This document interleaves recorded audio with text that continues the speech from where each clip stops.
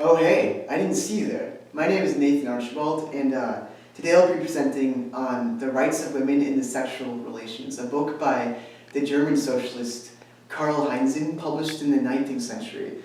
The section I focused on was called The Passive Prostitution of Women, which mostly focused on the problems of prostitution and what Heinzen believed were the causes of prostitution. Essentially, Heinzen argues that prostitutes and women in general have the task of what he calls double liberation, meaning that they're both oppressed economically, like everyone under a capitalist system, but they also have like the double yoke of oppression, which is the sexual oppression of women by men, and this again especially prostitutes.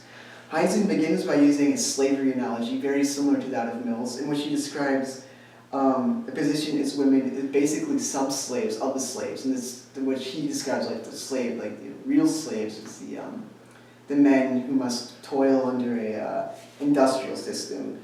And again, following the line of Mill, Heinzen describes how women were forced into subservience originally because of men's apparent physical superiority, and how over time as civilization developed, this physical superiority translated into both the political and an economic sort of oppression of women, and how women, because of this, were forced into economic and political dependence on men.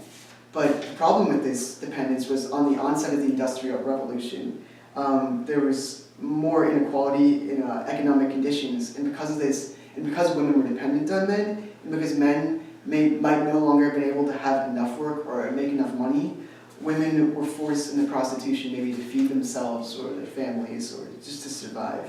And Heinzen writes that under this system of prostitution, which he basically describes as an industry of itself in Germany, women were both sexually exploited and were unable to, as he describes, live up to their full ideals of womanhood, which he names as motherhood and love. And he describes prostitutes as victims of an evil system that were unable to cast off this oppression. Like August Bebel, Heinz considers marriage to be a form of prostitution itself.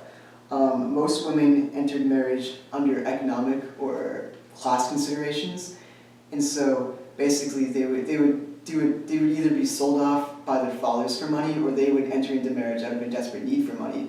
But like prostitution, he thinks that under marriage, women didn't have any sort of sexual autonomy, and so he sees it also as a form of prostitution. So in the end, Heinzen is an abolitionist for prostitution. He believes that prostitution be eradicated, but he doesn't believe it can happen under capitalism. And in order for prostitution to be eliminated, a socialist revolution would have to occur, in which the current economic and political conditions were changed so that women were no longer under the double yoke of oppression. And that is Karl Heinzen.